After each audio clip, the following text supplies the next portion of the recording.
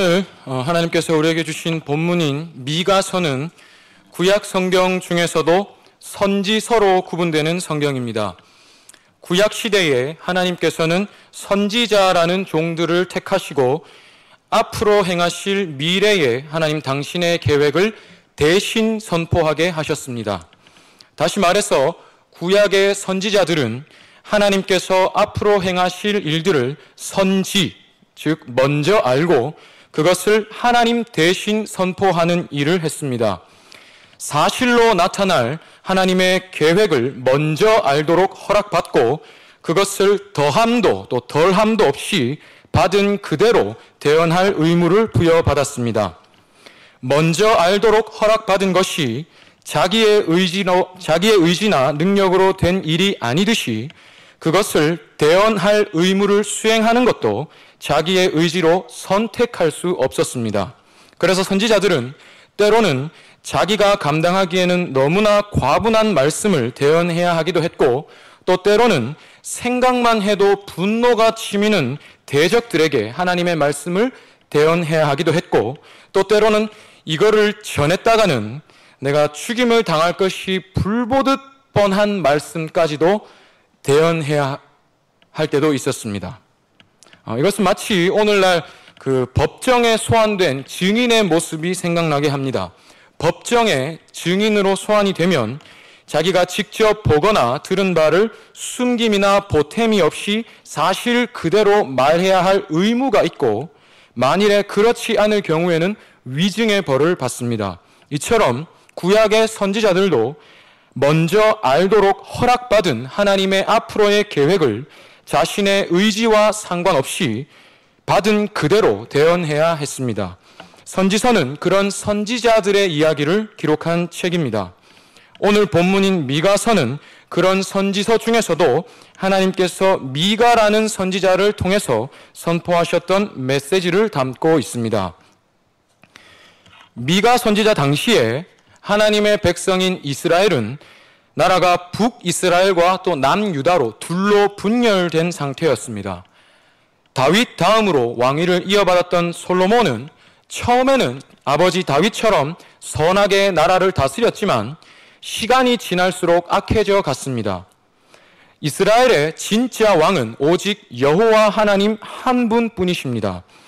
그래서 하나님께 기름 부음을 받아 왕으로 세워진 자는 진짜 왕이신 하나님의 뜻대로만 나라를 다스려야 했습니다.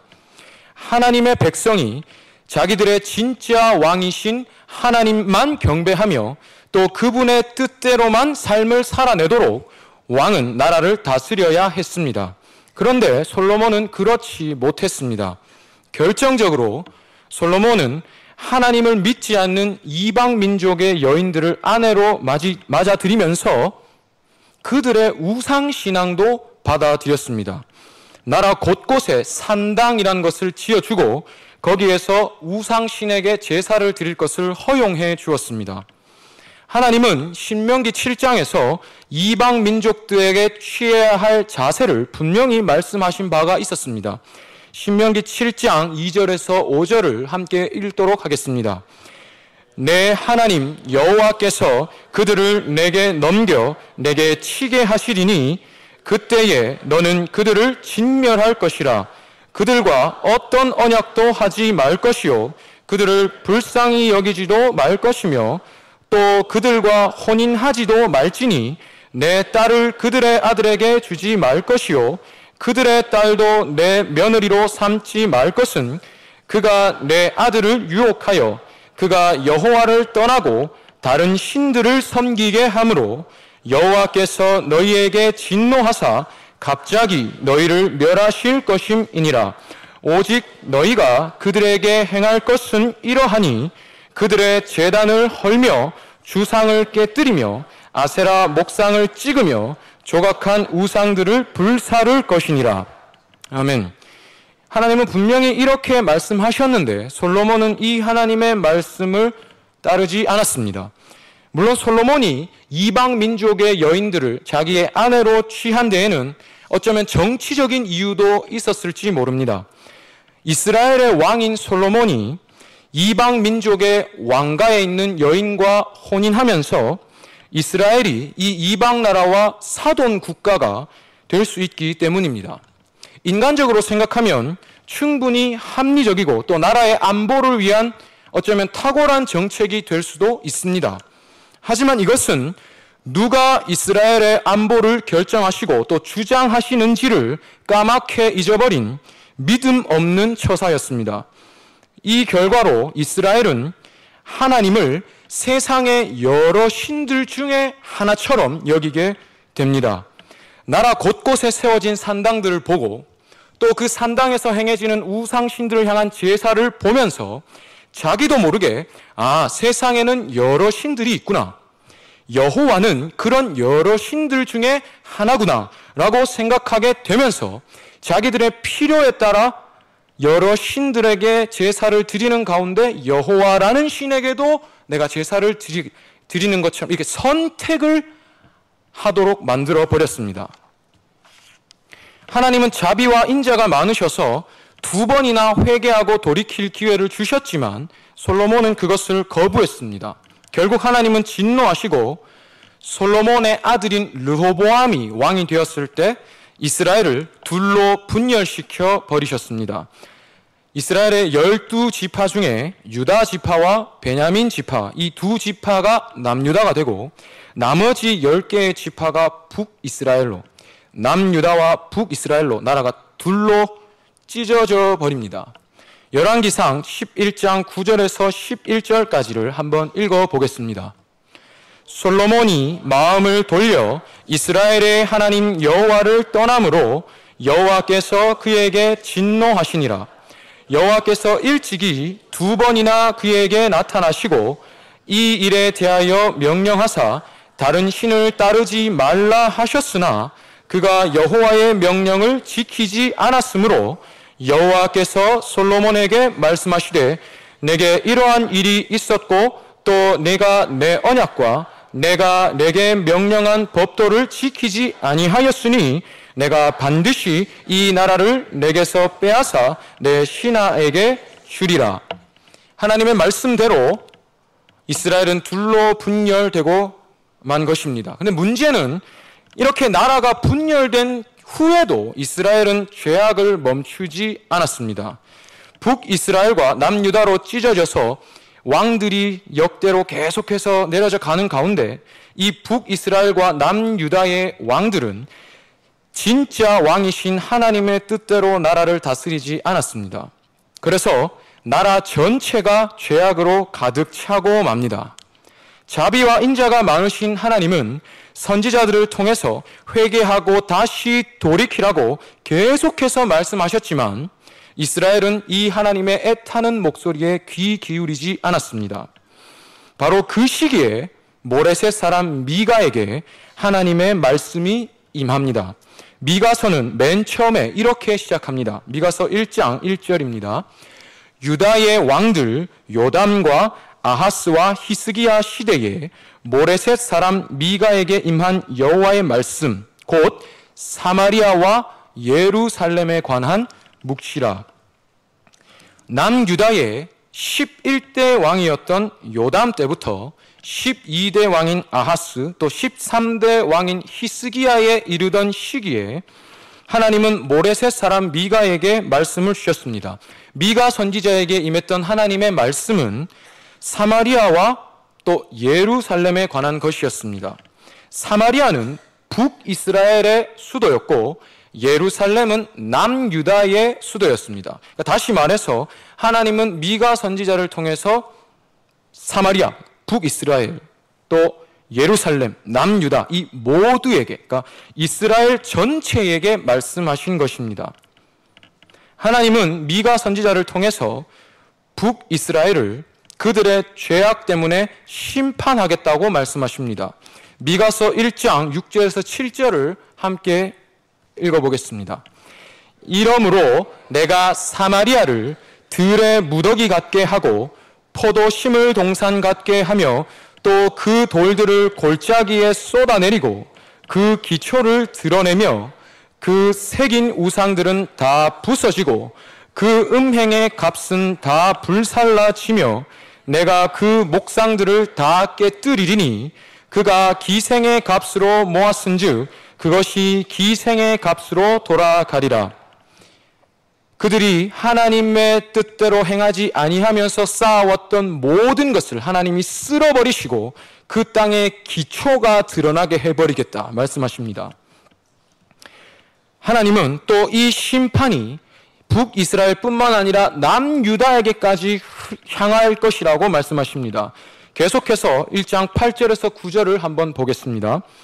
이러므로 내가 애통하며 애곡하고 벌거벗은 몸으로 행하며 들깨같이 애곡하고 타조같이 애통하리니 이는 그 상처는 고칠 수 없고 그것이 유다까지도 이르고 내 백성의 성문 곧 예루살렘에도 미쳤음이니라. 하나님이 이렇게 미가 선지자를 통해서 남유다와 북이스라엘, 이스라엘 전체에게 이렇게 무시무시하고 어쩌면 철저한 심판을 예언하신 것은, 말씀하신 데에는 어떤 배경이 있었습니다. 이스라엘의 정치 지도자들과 종교 지도자들이 정의를 행하지 않고 오로지 백성들의 재산을 탈취하는 데 급급했기 때문입니다. 미가서 3장 1절에서 3절에 이렇게 기록되어 있습니다. 한번 보겠습니다. 내가 또 이르노니 야곱의 우두머리들과 이스라엘 족속의 통치자들아 들으라. 정의를 아는 것이 너희의 본분이 아니냐. 너희가 선을 미워하고 악을 기뻐하여 내 백성의 가죽을 벗기고 그 뼈에서 살을 뜯어 그들의 살을 먹으며 그 가죽을 벗기며 그 뼈를 꺾어 다지기를 냄비와 솥 가운데에 담을 고기처럼 하는도다. 야곱의 우두머리들과 이스라엘 족속의 통치자들아,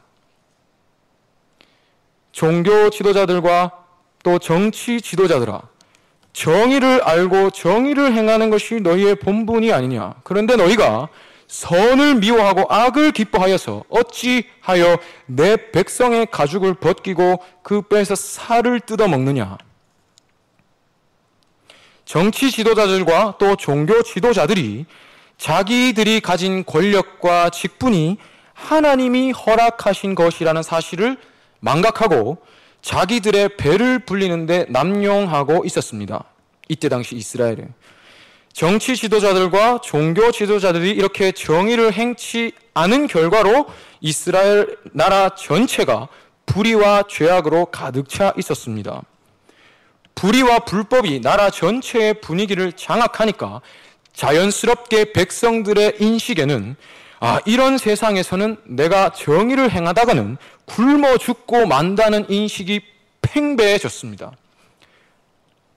너도 나도 불의와 불법을 행하는데 내가 이런 세상에서 나 혼자 정의롭게 살다가는, 나 혼자 정의를 행하다가는 굶어 죽기 십상이다 라는 생각이 팽배해지면서 내가 살기 위해서라도 나도 불의를 행할 수밖에 없는 그런 사회 분위기가 만연해져 있었습니다. 하나님은 그런 이스라엘에게 계속해서 회개의 기회를 주셨습니다. 선지자들을 보내셔서 회개하고 다시 돌이키라 말씀하셨는데 이스라엘은 그 하나님의 목소리에 귀를 기울이지 않았습니다. 결국에는 그렇게 죄악으로 가득 찬 이스라엘을 하나님이 재앙으로 심판하기로 작정하셨습니다. 미가서 3장 11절과 12절을 한번 읽겠습니다. 그들의 우두머리들은 뇌물을 위하여 재판하며 그들의 제사장은 삭슬 위하여 교훈하며 그들의 선지자는 돈을 위하여 점을 치면서도 여호와를 의뢰하여 이르기를 여호와께서 우리 중에 계시지 아니하냐 재앙이 우리에게 임하지 아니하리라 하는도다. 이러므로 너희로 말미암아 시온은 갈아엎은 밭이 되고 예루살렘은 무더기가 되고 성전에 사는 수풀의 높은 곳이 되리라. 하나님이 당신의 권위를 허락해 주신 주의 종들마저도 또 나라의 정치 지도자들마저도 입으로는 여호와를 의뢰한다 하면서 자기의 배를 불리기에 했고 우리가 지금 하나님의 뜻대로 잘 살고 있으니 하나님이 우리를 심판하고 재앙하실 일은 그런 일은 없을 거야 라고 말하지만 내가 그것 때문에 시온을 갈아엎을 것이다 라고 말씀하십니다. 그리고 하나님은 정말로 그렇게 심판하십니다. 북이스라엘을 먼저 심판하시고 이어서 남유다도 심판하십니다. 철저하게 패망시키십니다. 오늘 우리의 모습을 한번 생각해 보겠습니다. 지난 몇 달간 우리나라가 참으로 가슴 아픈 현실 속에 있습니다. 몇 달 동안 시간이 흐르면서 여러 가지 것들이 드러나고 그래서 여러 가지 시선들이 분산되지만 그 시작점이 어디에 있었는가를 생각해 보면 가슴 아프게도 대통령이 어떤 미신적인 신앙 때문에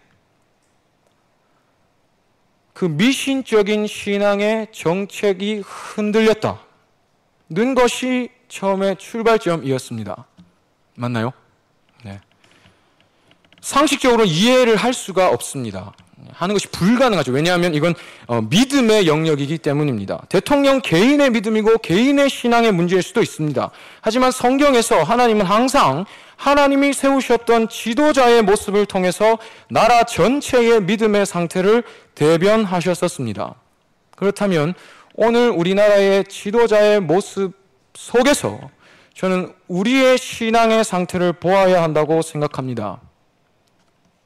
대통령의 미신적인 신앙으로 비롯한 그래서 드러난 그 문제들 때문에 국민들이 분노하며 수백만 개의 촛불이 켜졌다고 합니다. 오늘 교회 안에 이런 미신적인 신앙은 있지 않는지 돌아볼 필요가 있다고 저는 생각합니다. 경기도 지역에서 사역하고 있는 제 동기 그때 당시 전도사님이었습니다. 전도사님에게 이런 얘기를 들은 적이 있습니다. 요즘 내가 사역하고 있는 중고등부에서 우리 교회에서 지금까지 늘 해왔던 그 수능 기도회, 수능 시험을 앞두고 기도회라는 거 특별 기도를 하고 있어. 그런데 내가 보니까 내가 이 교회에 와서 지난 1년 동안 사역하면서 얼굴도 본 적이 없는 고3 애들이 아주 많아.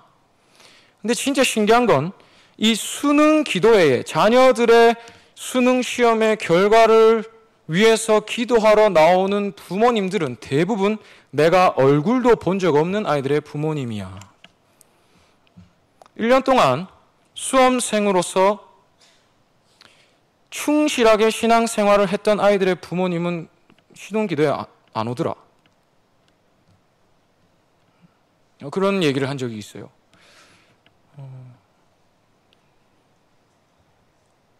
고3 수험생이라는 이유로 1년 동안 교회의 얼굴을 보이지 않는 아이들의 부모님이 우리 아이들의 수능 시험의 결과를 위해서 소위 특별 기도에 나와서 기도를 무엇이든 기도하라 하셨기 때문에 기도하는 것 자체는 정말 중요하다고 생각합니다. 그러나 그 모습이 저는 마치 불상 앞에 가서 비는 사람들과 크게 다를 것이 있을까라는 생각을 했었습니다. 하나님의 말씀대로 살지 않으면서 살려는 어떤 노력이 없으면서 마치 하나님의 도움을 구하는 것처럼 기도하러 나온다는 그분들의 모습을 생각하면서 하나님을 마치 돈만 넣으면 원하는 것 뱉어내는 자동 판매기처럼 생각하는가, 아니면 금 나와라 뚝딱 은 나와라 뚝딱 하면은 뱉어내는 도깨비 방망이 정도로만 생각하는가 하는 생각을 했었습니다. 하나님은 유일한 신이시오, 우리의 진짜 왕이시고 우리의 경배의 대상이신데 어떻게 그 하나님을 마치 미신적인 신앙의 대상처럼 생각할 수 있는가 하는 생각을 하면서 참 가슴이 아팠었습니다. 근데 그 모습이 우리 교회의 모습입니다. 우리 이 땅의 교회의 모습. 마치 하나님 제가 이걸 드릴 테니 저에게 이걸 주십시오. 제가 이만큼 헌신하지 않았습니까? 그러니 이걸 주십시오 라고 거래를 하자는 건지 하는 생각도 들었습니다.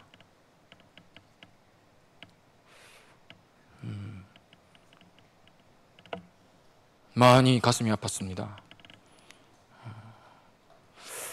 그 대통령의 미신적인 신앙 때문에 수백만 개의 촛불이 켜졌다는데, 그 분노가 일어났다는데, 지금 우리의 모습을 보시는 그 하나님의 가슴 아프신 그 분노의 마음이 그 수백만 개의 촛불에 비할 수가 있을까 하는 생각이 들었습니다. 우리를 보시는 하나님의 마음이 그 촛불,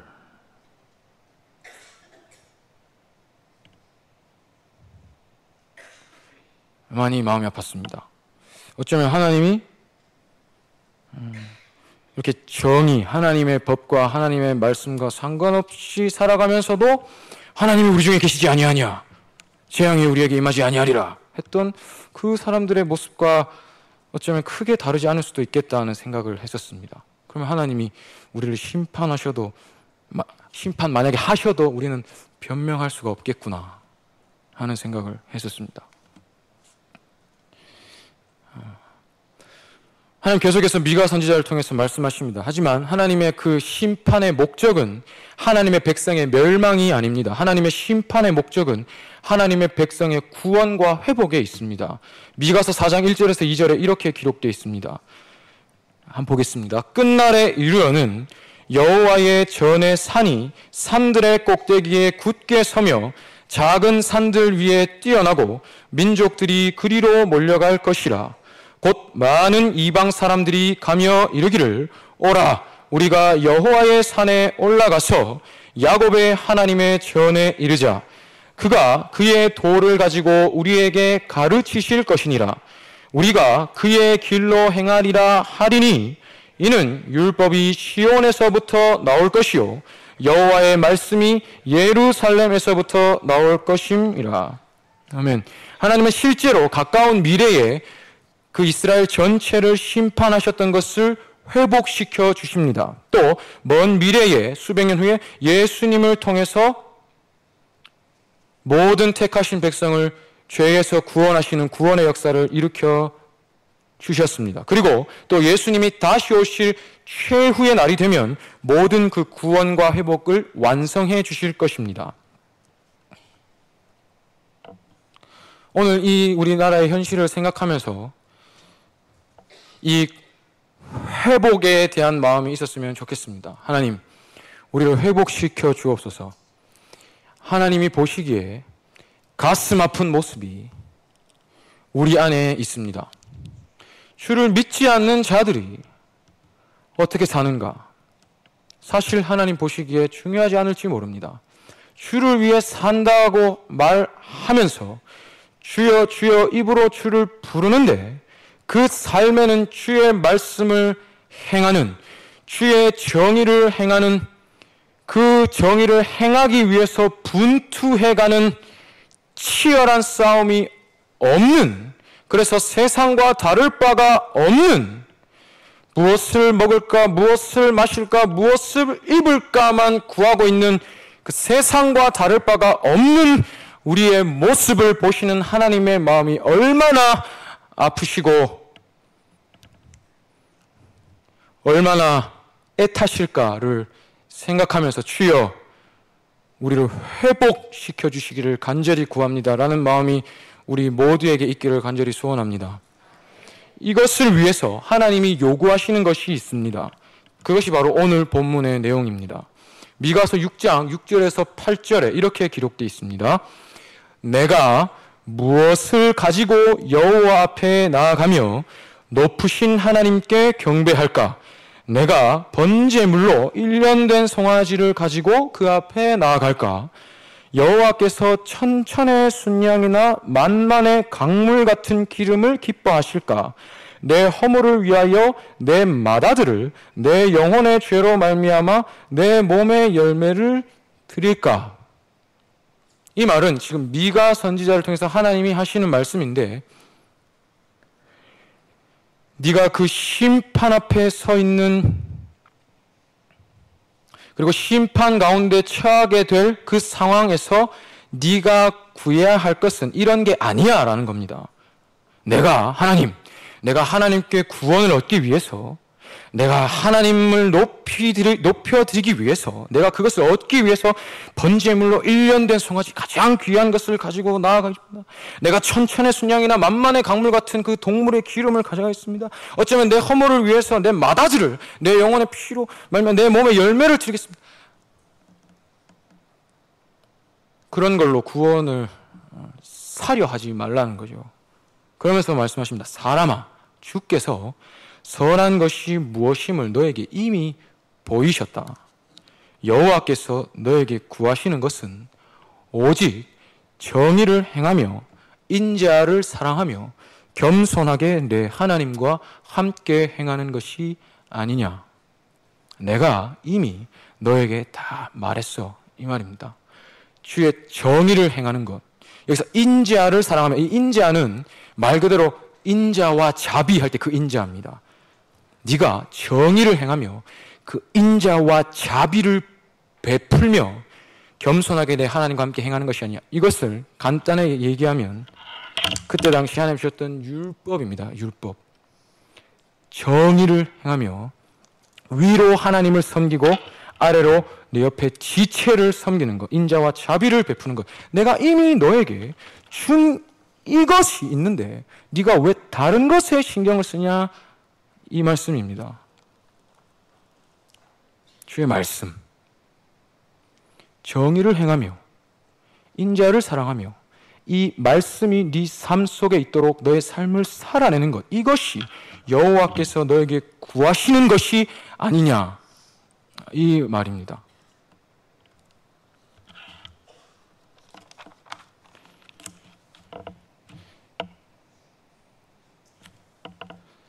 때때로 이 정의를 행하는 것이 오히려 너의 삶을 옭아매는 것처럼 느껴질 수가 있어.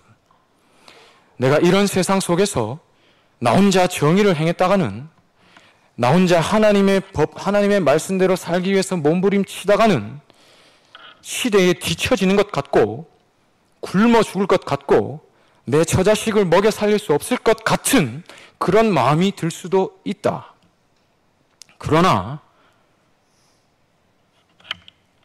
너의 주인, 너의 진짜 왕, 네가 섬길 그 경배의 대상, 유일한 신이신 하나님은 시대에 뒤처지는 분이 아니요 시대를 초월하는 분이시요 시대의 주인이시니 그 시대를 주장하시는 주인이 주신 그 말씀 정의를 행하는 것이 네가 진짜 가치 있는 삶을 살아내는 길이요 회복되는 길이요 다시 하나님께 돌아가는 길이니 정의를 행하며 인자를 사랑하며 겸손히 주와 함께 동행하라 말씀하십니다. 미가 선지자 이렇게 고백합니다. 7장 7절입니다. 오직 나는 여호와를 우러러보며 나를 구원하시는 하나님을 바라보나니 나의 하나님이 나에게 귀를 기울이시리로다. 하나님이 가슴 아파하시는 이 세태 속에서 나는 반드시 회복시키시고 또 그 회복을 완성하실 나의 유일한 구원자 되신 하나님만을 바라보나니 나의 하나님이 이 세태 속에서도 나에게 귀를 기울여 주실 줄 내가 확신한다.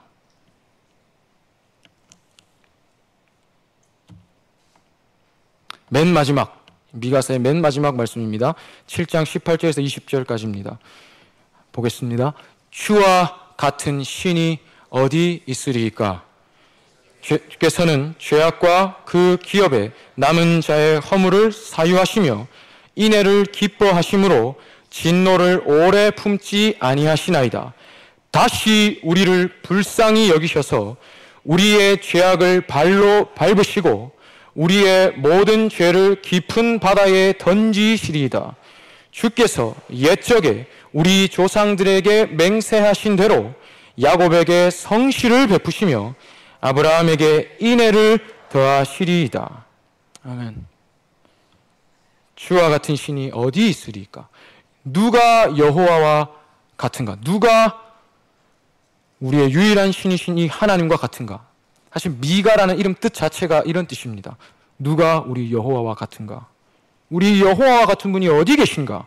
이분은 진노를 오래 품지 아니하시고 이 가슴 아픈 현실 속에서 우리를 다시 회복시켜 주시고 구원을 완성하시며 약속하신 바를 반드시 이루실 것이다. 나는 그 하나님을 바라본다. 그 하나님을 바라보며 나는 오늘도 정의를 행하기 위해서 발버둥 치고 인자를 사랑하기 위해서 발버둥 치고 겸손히 주와 함께 동행하기 위해서 발버둥 치나니 이런 분투하는 믿음의 삶을 살아내고 마지막에 결국 주께서 나를 영광의 품에 안아 주시리. 이런 고백이 우리에게 있어야 하지 않겠습니까? 네.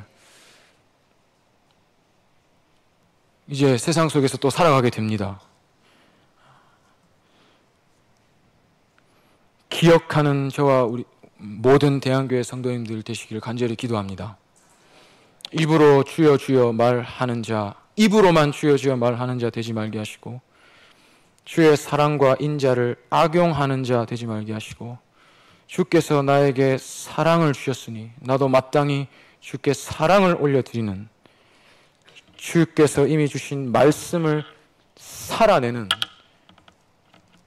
저와 여러분 되기를 간절히 기도합니다. 그럴 때 하나님 반드시 약속하신 대로 회복시키시고 다시 일으켜 주실 줄을 확신합니다. 담임 목사님 늘 말씀하시듯이 반드시 전화위복 되게 하실 줄 확신합니다. 주께서 사랑하시는 이 나라, 이 민족이 주님 다시 오시는 끝날까지 주의 복음 위하여 사용되는 도구 되기를 간절히 기도합니다.